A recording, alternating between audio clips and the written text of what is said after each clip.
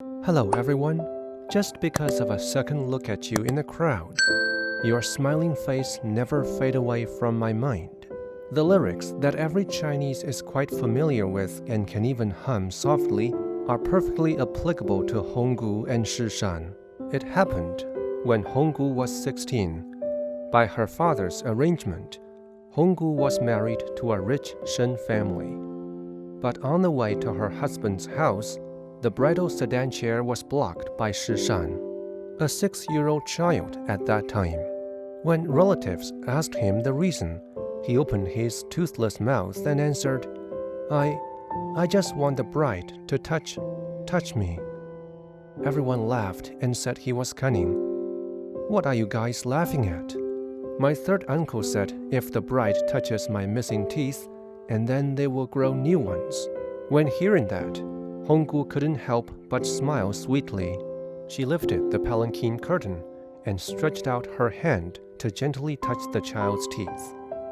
The touch didn't matter, but the appearance of a beautiful and gentle bride was deeply engraved in Shishan's mind and cannot be erased for his whole life. Time flew away. 10 years later, Honggu became the mother of 4 children, 3 girls and 1 boy. One evening, Honggu was taking the children to set off river lanterns, but an unexpected accident prompted her to run home. It turned out that her husband went to rob the tomb with several others, but he was bitten by poisonous scorpions and was already in a life-threatening condition. With a flash of hope, the mother-in-law listened to the fortune teller, finding someone to make the coffin to flush out bad luck. And the person that came was none other than Shishan, who was already a strong young man. Farming, carpentry, masonry, clay tiles, there was almost nothing too difficult for him. Because he was smart and hardworking, Honggu didn't realize that this capable guy was the kid who stopped the sedan chair back then. Not long after, when the coffin was ready at night, Honggu's husband passed away. Looking at her miserable appearance, Shishan looked into her eyes full of sympathy and compassion. Like rats leaving a sinking ship, other helpers hired by the family felt that the pay was low and quitted their jobs.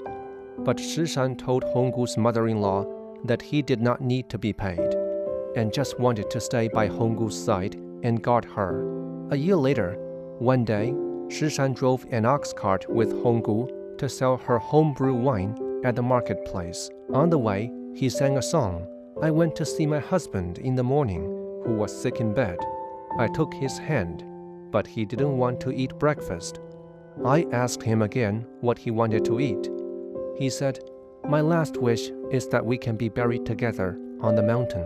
Honggu was surprised that Shishan could also sing this song. After inquiring, she knew that his mother died early when he was 7 years old. He tried to learn various skills and learned this song from his father.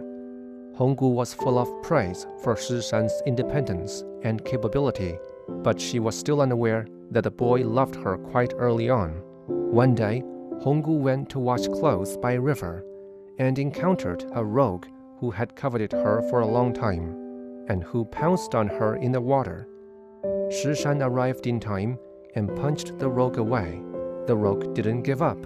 He gathered some fighters and blocked Honggu and Shishan again on their way to sell wine. Without saying a word, they beat Shishan with sticks. Honggu jumped forward and protected him with her body. The guys broke all the wine jars in their car and then left in anger. Honggu supported the wounded Shishan and let him gently lean on herself, with a handkerchief to wipe the blood around his mouth. At that moment, Shishan's mind came up with the look of Honggu when she was a bride. He finally couldn't help himself and said, Have you forgotten me? 10 years ago, I blocked your sedan chair. Oh, it's you. You finally caught up. As the memory aroused, her heart also gave birth to some subtle feelings. But in the next moment, Shishan was scolded by his father. Widows are easy to attract gossip, and was asked to leave Honggu's house. But Shishan didn't care. One day, When Shishan and Honggu were making wine together, their hands touched inadvertently. The flame of love finally could no longer be restrained, but burned up. They embraced each other tightly. However, Honggu's heart was still unable to settle. After all, she was 10 years older than Shishan. But Shishan didn't mind, and firmly confessed to Honggu that he wanted to marry her. Their road to love was destined to be rocky. Honggu's mother-in-law strongly disapproved of their marriage and kicked Shishan out of her house. Shishan's father scolded, "There are so many unmarried women, but you just like a widow 10 years older than you. Others will accuse our family behind our backs. Besides, there are 5 people plus children. You can't afford to take care of them." When they came to the market again, the people along the road cast contemptuous and curious eyes on them. Those eyes were so sharp that they seemed to kill the two. Some people even came forward to provoke. "When will you invite us to the wedding? If you and Honggu get married, will her children call you father or brother? Why marry a mother as your wife? Are you crazy about women?" Shishan was so angry that he hit the man, but was beaten up by the other side. Honggu felt a deep sense of despair. She was shaken. Under the arrangement and persuasion of her mother-in-law, for the sake of the happiness of several children, Honggu prepared to remarry a man from a well-loved family. On the other side, Shishan had an idea of looking for a paradise. After some efforts, he found an ideal place deep in the dense forest. It was peaceful and quiet, away from noise and gossip. He was so excited that he made up his mind. This time, Honggu didn't get into a red sedan chair. She was picked up by Shishan and brought to that ideal place. In the red candlelight, Shishan gave her a ring and earrings made of flower and green leaves. The seed of love planted more than 10 years ago had finally taken root and sprouted. After Shishan managed to bring 4 children up to the mountain, the family began to live an isolated but happy life. Shishan regarded the children as his own, and they were also attached to him. Despite the heavy burden, the couple was hardworking and capable, so they lived an enjoyable life. One day, Shishan went down to the mountain to buy necessary items.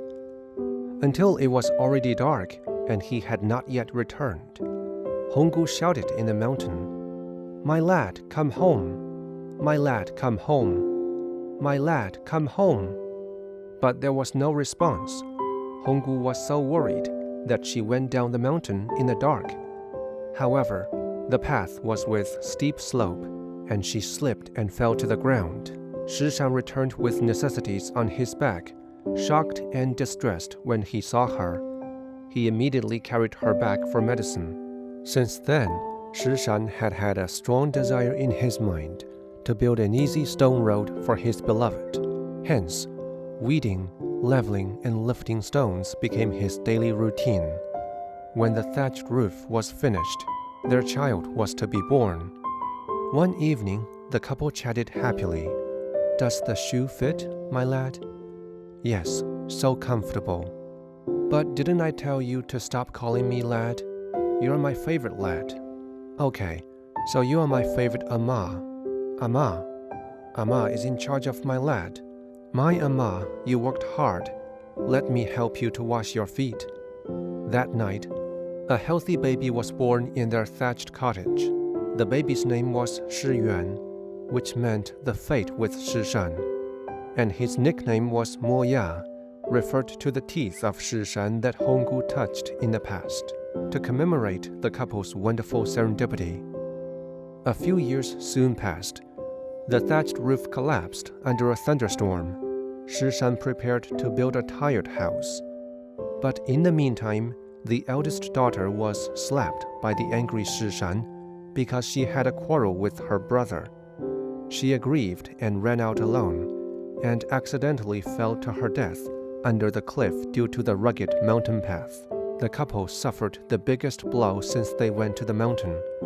Shishan scolded himself, while he strengthened his determination to repair the mountain road and to fulfill the seemingly impossible task of ordinary people. Year after year, day after day, regardless of the cold winter and scorching summer, he persevered. As the number of stone ladder was increasing, the road was more and more easy to walk. Shishan thought that the more children, the more blessing. In the following years, they had 4 more children. As children grew up, their grandma also forgave them and accepted the couple, and brought kids down the mountain to study one by one. Time rolled on. Their children, some went to work, some went serving in the army, or fell in love and got married.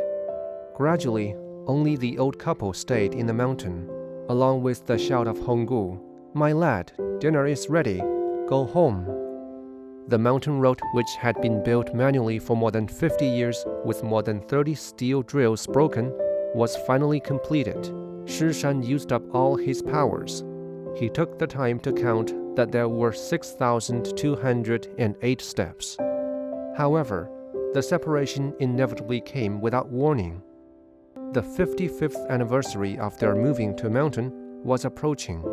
At the suggestion of children, Shishan took Honggu down the mountain and prepared to take a wedding photo. Just halfway down the path, the old man had a heart attack and collapsed on this love ladder he had built by himself. Honggu cried out in desperation, "Help! Is anyone there? Help, please! My lad! Help my lad!" She went forward and tried to cover lover's body with her warmth as usual. But she couldn't keep him away from death. The promise that the two would pass away together never be fulfilled. From then on, only the lonely singing figure of Honggu was left on the mountain. The love ladder isn't a fabricated art, but a real-life story. A love hymn played near the ancient town of Zhongshan in Jiangjing, Chongqing, and a legend named as one of the top 10 love classics that touched China in 2006. 6,208 artificially carved stone ladders spanned more than 50 years of wind and rain. The attachment and persistence for love undoubtedly negates the current fast food love and empty promises. My lad, my ama, is far better than sweet and nauseating words. The couple's simple perception of love preservation was also deeply infective and inspiring. For example, if couples should always cover their feet, they can live together forever. In real life, Grandpa Liu and Grandma Xu, the prototypes of the film, have passed away one after another, but the love ladder never disappeared. It not only becomes an eternal token of love, but also a popular photo spot where lovers would like to visit. Well, that's all for today's movie sharing. If you like this video, leave a comment below, or a thumb up would be much appreciated. And don't forget to subscribe and turn on notifications so that you can see more videos like this. Thanks for watching. Goodbye.